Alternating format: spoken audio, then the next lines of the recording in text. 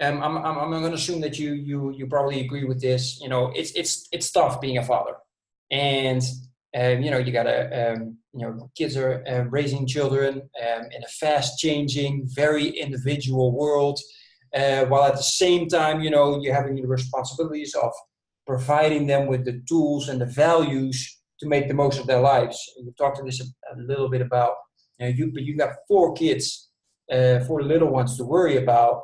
And I'm just wondering, how do you go about tackling this challenge? Raising kids with values and that okay, couple things. Number one is that vision, right? So part of your vision, right? Once you've come up with like a vision for your family, where you want to go, the next is, what are our core values? What do we believe in as a family? So we have our core values up on our, we have a chalkboard wall, and that it's the door to our garage. We painted it with chalkboard paint, and so we can write on it, write over it. And we have our core values up there, and we can point back to our core values constantly as a reminder towards discipline, right? So first of all, we don't punish our kids. We discipline our kids. You punish a criminal. You discipline means to teach. And so our kids don't even know. They'll say, am I going to get disciplined? Right? They don't even know the word punish. And it's a joy. You should not use that word with your kids. And, if you were to follow my worldview on parenting, but, so when we discipline, it's like, well, why am I in trouble? Because as Hemsaths, we believe in truth, and we don't believe our lips were made to lie or to deceive people or to speak ill of people. Our lips were made to praise and to sing and to worship and to do all good things, right? So when you use your mouth for bad things, you have to learn the right way. You have to be disciplined. And in this case, it's going to be writing standards. We do a lot of that. We try to make the punishment fit the crime, so that they're learning something in the process. So your core values can be something like, they really can't be love, right? Because it's like, no duh, right? But it could be kindness, right? We're kind to everybody, no matter what. We're kind to each other. Mom's kind to dad. And these apply to you too, right? So when I use words, and I have used words, guys, that I shouldn't have used with my kids, like my oldest, I said some things to him that they burn on me because they were such things that kids should never have said to them. But I'm not a perfect dad, and I have my breaking points too. So that's why the core values are there, because it reminds dad that I'm not to speak that way either. And, there's one incident I'm thinking of in particular. I apologize to my son. Like, are you dads apologizing when you screw up? Or are you kind of doing a, hey champ, let's go get some ice cream? Like, you need to sit down and be like, hey, what I said to you was wrong. Or, hey, the way I spoke to your mother an hour ago was wrong. And I should never speak to a woman like that. And I should never speak really to any adults like that. The problem is I felt short-fused. I felt like she was being mean to me. And so I yelled back at her and I said some naughty words, and I'm sorry. You should never have to hear those words. Like, you should say that to your kids, right? So decide on what your core values are and then live out those core values. It'll help you. I'm trying to clear my throat here.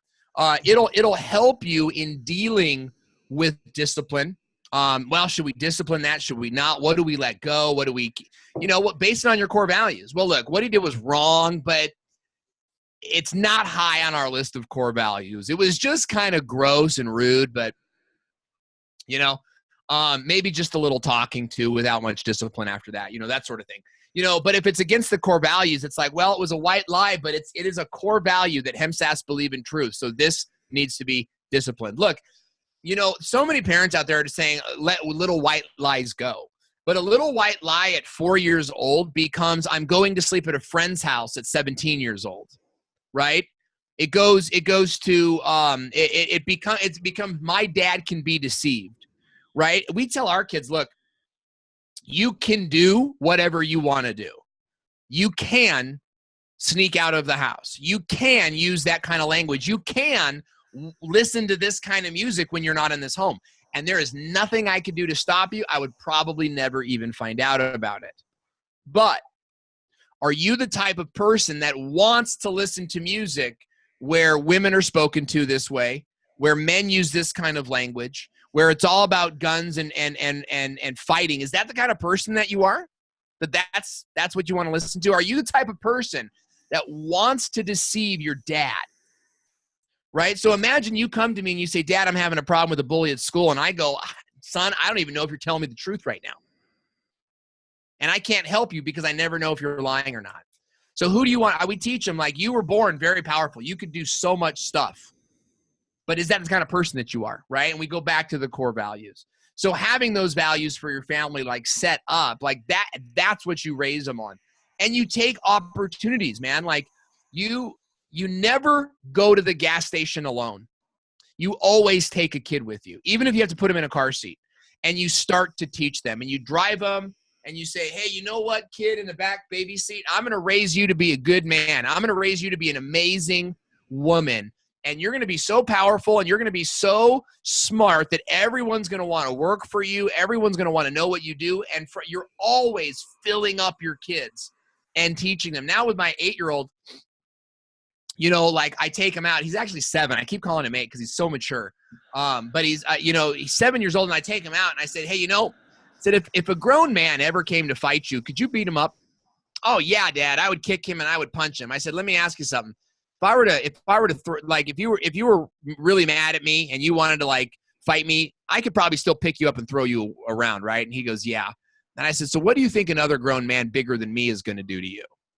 Right? And I said, look, son, right now you're a very strong boy and you can beat up other boys your age. But if a strong man, a man my size, or older than you, comes around, he's probably going to beat you up. And so if you ever find yourself in a car with a strange man that you don't know, you fight and kick and scream and do whatever you can to get attention and get people. And I started to teach this whole stranger message, right?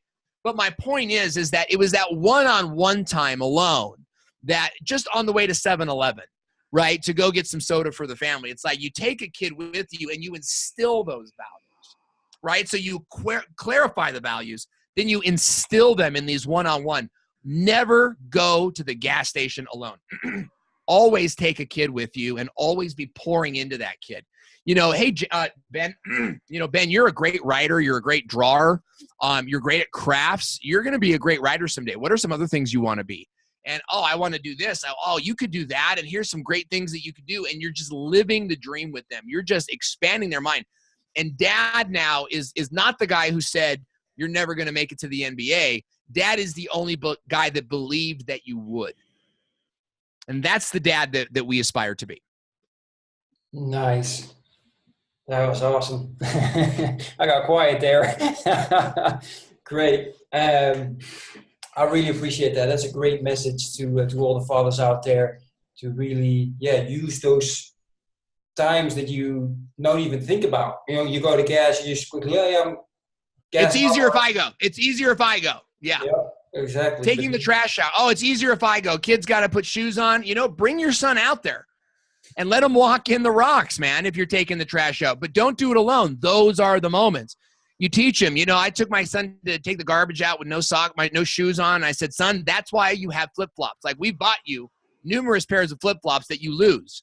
I said, you have flip-flops for those moments when Dad calls you outside and you've got shoes on. That's number one. Number two, we got to get this trash out into the street, because if we don't, flies and raccoons are going to come. It's not safe. We could get rabies. We could get diseases. And you are teaching. You believe it or not, kids don't know why you take the trash out. Like, we just assume that the kids understand the reasons why. Do you kids know why we have cell phones that work like this? Because a long time ago, we didn't have any way to talk to people across the ocean. So we invented a telegraph. You know what a telegraph is? You know what I mean? Like, we have to teach our kids where they come from and what got us here and why, what makes us great, What makes us great is we take our trash out, we keep it neat, we keep our family healthy because we believe in health and we believe in nutrition. We believe our body's a temple. You know what I mean? And you go back to those core values. Nice. Yep. Man, I'm actually really sad that we got to quit. I'm learning tons. Thanks a lot for that, Owen. I got so glad to be able to join you today. Great. Well, I appreciate it.